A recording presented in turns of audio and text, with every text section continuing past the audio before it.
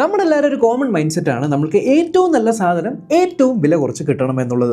ഇന്ന് എൻ്റെ കയ്യിൽ അത്തരത്തിലുള്ള രണ്ട് TWSകളാണുള്ളത്. ബോട്ടിന്റെ എയർഡോപ്സ് 141 എലൈറ്റ് ANC, നോയ്സിന്റെ ബഡ്സ് N1 Pro. രണ്ടും പ്രീമിയം TWSകളാണ്. എങ്കിലും ഏതാണ് ശരിക്കും വാല്യൂ ഫോർ മണി? കമ്പയർ ചെയ്യാം, പക്ഷെ ഒരു ചെറിയ സർപ്രൈസ് ഉണ്ട്. എന്താണെന്ന് വീഡിയോയിൽ പറയാം. രണ്ട് ഇയർഫോൺസും അവരവരുടെ ബോക്സിലാണ് വരുന്നത്. നോയ്സിന്റെ ബോക്സ് കമ്പയർ ചെയ്യുമ്പോൾ ബോട്ടിന്റെ ബോക്സ് കുറച്ചുകൂടെ പ്രീമിയം ആയിട്ടുണ്ട്. താഴെ കണ്ടു ഈ സാധനം, ഇത് QR കോഡാണ് വെരിഫിക്കേഷന് വേണ്ടി. ഇപ്പൊ നിങ്ങൾ സാധനം ഒറിജിനൽ ആണോ എന്ന് ചെക്ക് ചെയ്യാൻ വേണ്ടിയിട്ട് സ്കാൻ ചെയ്യാനുള്ള സാധനമാണ്. അത് ഞാൻ നോയ്സിന്റെ ബോക്സിൽ കണ്ടില്ല. Don't judge book by a cover എന്നാണല്ലോ. സോ ബോക്സിലുള്ള കാര്യം, അകത്തുള്ള സാധനത്തിലാണ് കാര്യം. രണ്ട് ഇയർബഡ്സിന്റെയും കൂടെ ചാർജിങ് കേബിൾ വരുന്നുണ്ട്, എക്സ്ട്രാ ഇയർ ടിപ്സ് വരുന്നുണ്ട്, കുറച്ച് സ്റ്റിക്കേഴ്സ് വരുന്നുണ്ട്. പക്ഷേ രണ്ട് ഇയർഫോൺസിന്റെയും ലുക്ക് ടോട്ടലി ഡിഫറെന്റ് ആണ്. ഫ്രണ്ടിലും ബാക്കിലും ഒരു മാറ്റ് ഫിനിഷിലാണ് ഇത് വരുന്നത്, പക്ഷെ സൈഡ്സ് മാത്രം ഗ്ലോസി ആക്കിയിട്ടുണ്ട്. സോ നമ്മളിങ്ങനെ എടുക്കുമ്പോൾ ഇങ്ങനെ കയ്യിൽ പിടിച്ചിട്ട് ഇങ്ങനെ എടുക്കുന്ന സമയത്ത് സ്ലിപ്പായി പോകാതിരിക്കാൻ വേണ്ടിയാണ്. So ergonomically it is nice. And ഫ്രണ്ടിൽ ഒരു ഗോൾഡൻ ആക്സെന്റ് കൊടുത്തിട്ടുണ്ട്, അതും നല്ല രസമുണ്ട്. അതിന്റെ നടുവിലായിട്ടാണ് LED ഇൻഡിക്കേറ്റർ ഇവിടെ ബോട്ടൺ ചെയ്തിട്ടുണ്ട്. താഴെയായിട്ട് USB പോർട്ടും ഉണ്ട്, ഒരു റീസെറ്റ് സ്വിച്ചും ഉണ്ട്. മറുഭാഗത്ത് നോയ്സ് ഇതാ ഇങ്ങനെയാണ് തുറക്കുന്നത്. അത് രണ്ട് ഇയർഫോൺസ് ഇരിപ്പുണ്ട്. ഇത് ടോട്ടലി ഒരു മാറ്റ് ഫിനിഷിലാണ് വരുന്നത്. ഒരു ലേശം ഒരു മെറ്റാലിക് ഫിനിഷ് ഒക്കെ പോലെ തോന്നും, പക്ഷേ പ്ലാസ്റ്റിക് ആണ് കേട്ടോ. പക്ഷെ രണ്ട് കേസുകളും കാണാൻ ടോട്ടലി പ്രീമിയം തന്നെയാണ്. ബോട്ടിന്റെ ഇയർഫോൺസ് കുറച്ചുകൂടി റൗണ്ടഡ് ഷേപ്പിലാണ്. ഇവിടെ ഗോൾഡൻ ആക്സൻസ് കൊടുത്തിട്ടുണ്ട്. ആൻഡ് ബാക്കിയുള്ള സ്ഥലങ്ങളെല്ലാം മാറ്റ് ഫിനിഷ് ആണ് വരുന്നത്. നോയ്സിന്റെ ഇയർഫോൺസ് കുറച്ചുകൂടി ട്രയാംഗുലർ ആണ്. ഒരു മാറ്റിന്റെയും ഗ്ലോസിയുടെയും ഒക്കെ ഒരു മിക്സ് ആയിട്ടാണ് വരുന്നത്. എന്നാൽ രണ്ട് ഇയർബഡ്സും IPX5 റേറ്റഡ് ആണ്. രണ്ട് ഇയർഫോൺസും ചെവിയിൽ ദാ ഇങ്ങനെ വെച്ച് നോക്കി എനിക്ക് ഫീൽ ചെയ്ത കാര്യം എന്താ അറിയോ? ബോട്ടിന്റെ ഇയർഫോൺസ് കുറച്ചുകൂടി ഒതുങ്ങിയിരിക്കുന്നുണ്ട് കംഫർട്ടബിൾ ആയിട്ട്. നോയ്സിന്റെ കുറച്ചുകൂടി പുറത്ത് തള്ളിയിരിക്കുകയാണ്. കാരണം ഇതിന്റെ സ്റ്റെം ഉണ്ടല്ലോ, നോയ്സിന്റെ സ്റ്റെം കുറച്ചുകൂടി വലിപ്പം കൂടുതലാണ് ബോട്ടിന്റെ കമ്പയർ ചെയ്യുമ്പോൾ. ബട്ട് കംഫർട്ട് വൈസ് രണ്ട് ഇയർഫോൺസും പ്രശ്നമൊന്നുമില്ല. തലയെ കാട്ടുമ്പോൾ ഊരി പോകുന്നൊന്നുമില്ല. ഓക്കെ, സോ സത്യത്തിൽ ഈ രണ്ട് TWSകളും തമ്മിൽ എന്താണ് മേജർ ഡിഫറൻസസ്? TWSകൾ വാങ്ങുന്നതിന്റെ പ്രധാന ഉദ്ദേശം എന്ന് പറയുന്നത് രണ്ട് കാര്യങ്ങളാണ്. ഒന്ന്, ഇതിന്റെ സൗണ്ട് സിഗ്നേച്ചറും, രണ്ടാമത്തത് ഇതിലുള്ള ആക്റ്റീവ് നോയ്സ് ക്യാൻസലേഷനും. ബോട്ടിൽ നിങ്ങൾക്ക് 10 mm ഡ്രൈവേഴ്സ് ആണ്, നോയ്സിൽ 11 mm ഡ്രൈവേഴ്സ്. സോ രണ്ടിന്റെ സൗണ്ട് സിഗ്നേച്ചറിൽ വ്യത്യാസമുണ്ട്. നിങ്ങൾക്ക് എത്ര പേർക്ക് ഓർമ്മയുണ്ടെന്നറിയില്ല, ബോട്ടിന്റെ എയർഡോപ്സ് 141 അല്ലേ, അത് ലെജൻഡറി സാധനമായിരുന്നു. അതായത് ഏറ്റവും കൂടുതൽ ആൾക്കാർ മേടിച്ചിട്ടുള്ള അല്ലെങ്കിൽ വിറ്റുപോയിട്ടുള്ള സാധനമാണ് അത്. ആ ഒരു 141 സീരീസിന്റെ പുതിയൊരു ജനറേഷൻ ഇറക്കിയായിരുന്നു, ജനറേഷൻ 2 എന്ന് പറഞ്ഞിട്ട്. അതും ഈ ഒരു 10 mm ഡ്രൈവേഴ്സ് വെച്ച് വരുന്നതാണ്. അതിൻ്റെ ഒപ്പം കുറച്ചുകൂടെ പ്രീമിയം ആയിട്ട് ഇറക്കിയിരിക്കുന്ന സാധനമാണ് ഈ ഒരു 141 എലൈറ്റ് ANC. ഡീസൻ്റ് ആയിട്ടുള്ള ബേസ്, നല്ലൊരു മിക്സ്, ക്ലിയർ ആയിട്ടുള്ള വോക്കൽസ്, കോളുകളൊക്കെ ചെയ്യാനായിട്ട്, മീറ്റിങ്ങുകൾ കൂടാനായിട്ട് നമ്മൾക്ക് ഹെൽപ്പ് ചെയ്യുന്ന ഒരു ബാലൻസ്ഡ് മോഡുണ്ട്. എന്നാൽ ഈ റൈറ്റ് ഇയർബഡ് നിങ്ങൾ ടാപ്പ് ആൻഡ് ഹോൾഡ് ചെയ്ത് കഴിഞ്ഞാൽ ഒരു സാധനം ഓൺ ആവും. അതാണ് ബോട്ടിന്റെ സിഗ്നേച്ചർ സൗണ്ട്. ഈ സിഗ്നേച്ചർ സൗണ്ട് ഓൺ ആയി കഴിഞ്ഞാണ്ടല്ലോ, ഇതിൻ്റെ ആ ഒരു ടെക്സ്ചർ മൊത്തത്തിലങ്ങ് മാറും. അതായത് ബേസ്, നല്ലൊരു ബേസ് കേൾക്കും. അതായത് ചെവി അടിച്ചു പോകുന്ന അല്ലെങ്കിൽ അനോയിങ് ആയിട്ടുള്ള ബേസ് അല്ല, അതായത് സുഖമുള്ള ഒരു ബേസ് കേൾക്കും. നല്ല ലൗഡായിട്ടുള്ള മിക്സും ക്ലിയർ ആയിട്ടുള്ള വോക്കൽസും, പാട്ടുകളൊക്കെ കേൾക്കാൻ, സിനിമയൊക്കെ കാണാനായിട്ട് ആ ഒരു സിഗ്നേച്ചർ സൗണ്ടിൽ വെച്ച് കഴിഞ്ഞാൽ അത് വേറൊരു എക്സ്പീരിയൻസാണ്. അതെനിക്ക് വീഡിയോ കൂടെ എങ്ങനെ പറഞ്ഞു തരണമെന്നറിയില്ല. ബോട്ട് എയർഡോപ്സ് യൂസ് ചെയ്തവർ, ഈ ഒരു സിഗ്നേച്ചർ സൗണ്ട് കേട്ടിട്ടുള്ള ആരെങ്കിലും വീഡിയോ കാണുന്നുണ്ടെങ്കിൽ ജസ്റ്റ് ഒന്ന് കമൻറ്റ് ചെയ്യുക, നിങ്ങളുടെ എക്സ്പീരിയൻസ് എന്താണ്. അതിലൂടെ നിങ്ങൾക്ക് മനസ്സിലാക്കാനായിട്ട് പറ്റും. സോ ബേസിക്കലി ഒരു TWS മേടിച്ച് കഴിഞ്ഞാൽ നിങ്ങൾക്ക് രണ്ട് TWSന്റെ ഒരു എഫക്റ്റ് കിട്ടും. മറുഭാഗത്ത് നോയ്സിന്റെ കാര്യം നോക്കുവാണെങ്കിൽ ഇതിനകത്ത് സെപ്പറേറ്റ് മോഡുകളൊന്നുമില്ല. ഒരൊറ്റ ഡീഫോൾട്ട് ആയിട്ടുള്ള എന്താണോ കേൾക്കുന്നത് അത് തന്നെയാണ്. ഇതിന്റെ വോയിസ് ക്വാളിറ്റി ഒക്കെ കൊള്ളാം. അത്യാവശ്യം നല്ല ബേസ് ഉണ്ട്, നല്ല ഓവർ പവറിംഗ് ആയിട്ടുള്ള ബേസ് നമുക്ക് ഫീൽ ചെയ്യും. 11 mm ഡ്രൈവർ ആയതുകൊണ്ട് തന്നെ ലൗഡ്നെസ് കുറച്ച് കൂടുതലായതുകൊണ്ട് ബേസും മിഡ്സും ട്രബിൾസും തമ്മിലുള്ള ആ ഒരു സെപ്പറേഷൻ അങ്ങനെ തോന്നില്ല. കാരണം ഈ സാധനം ഉണ്ടല്ലോ, ഇത് ബേസ് ഹെവിയാണ്. അതായത് എല്ലാത്തിലും ബേസ് കൊണ്ടിടും. ഒരു ഡയലോഗ് നിങ്ങൾ കേൾക്കുവാണെങ്കിൽ പോലും അതിനകത്തും ബേസ് കൊണ്ടിടുമ്പോണ്ടല്ലോ ഒരു സുഖം ഉണ്ടാവില്ല കേൾക്കാൻ. പക്ഷേ ഈ രണ്ട് ഇയർഫോൺസിനെ വേർതിരിക്കുന്ന ഒരു പ്രധാനപ്പെട്ട സാധനമാണ് ഇതിനകത്തുള്ള ആക്റ്റീവ് നോയ്സ് ക്യാൻസലേഷൻ. നോയ്സിന്റെ നിങ്ങൾക്ക് അപ് ടു 30 dB ആണ് ആക്റ്റീവ് നോയ്സ് ക്യാൻസലേഷൻ വരുന്നത്. ബോട്ടിലാണെങ്കിൽ up to 35 dB active noise cancellation ഉണ്ട്. നോയ്സിനുള്ള 30 dB active noise cancellation sufficient ആണ്. നമുക്ക് നോർമലി ഇപ്പോൾ മെട്രോയിലൊക്കെ പോകുന്ന സമയത്ത് അത് ചെവിയിൽ വെച്ചിട്ട് ആക്റ്റീവ് നോയ്സ് ക്യാൻസലേഷൻ ഓൺ ആക്കുമ്പോൾ ഒരു ക്യാൻസലേഷൻ ഒക്കെ ഉണ്ട്.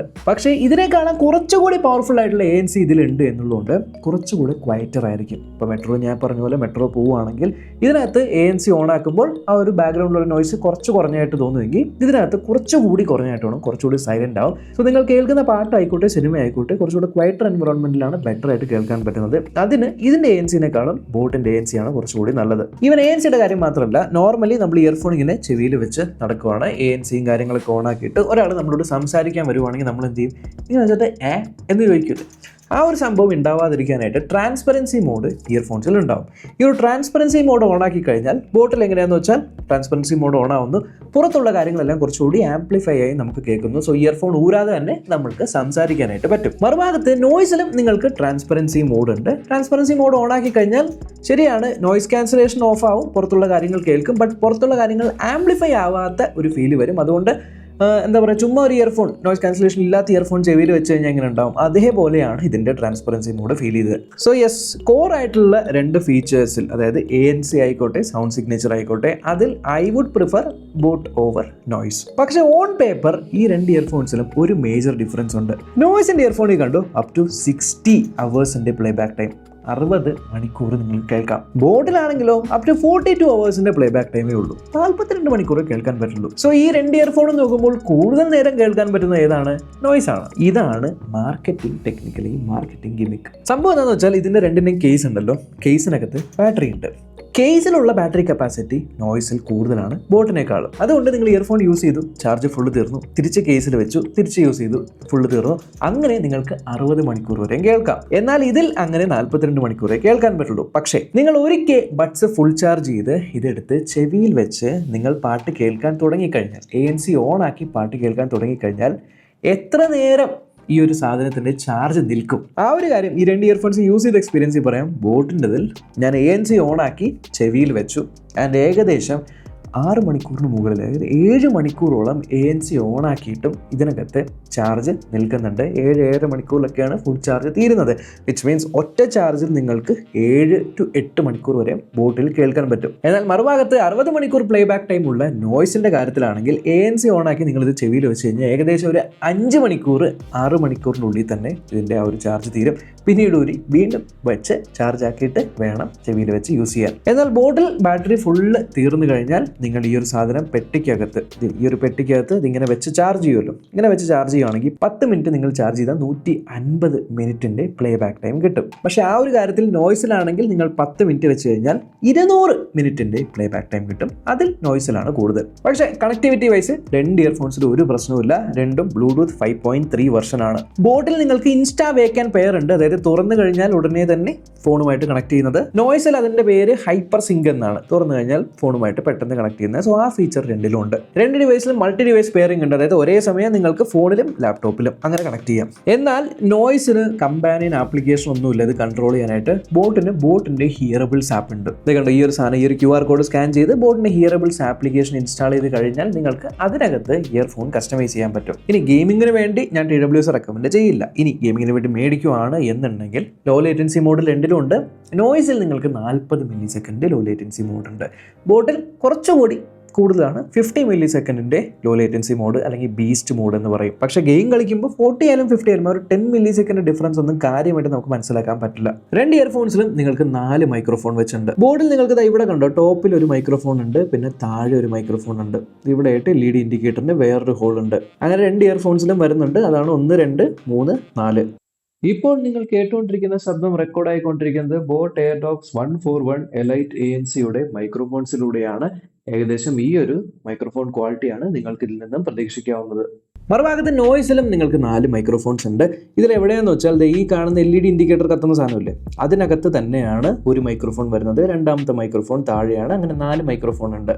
ഇപ്പോൾ നിങ്ങൾ കേട്ടുകൊണ്ടിരിക്കുന്ന ശബ്ദം റെക്കോർഡ് ആയിക്കൊണ്ടിരിക്കുന്നത് നോയ്സ് ബഡ്സ് N1 Proയുടെ മൈക്രോഫോൺസിലൂടെയാണ്. ഏകദേശം ഈ ഒരു മൈക്രോഫോൺ ക്വാളിറ്റി ആയിരിക്കും നിങ്ങൾക്ക് ഇതിൽ നിന്നും പ്രതീക്ഷിക്കാവുന്നത്.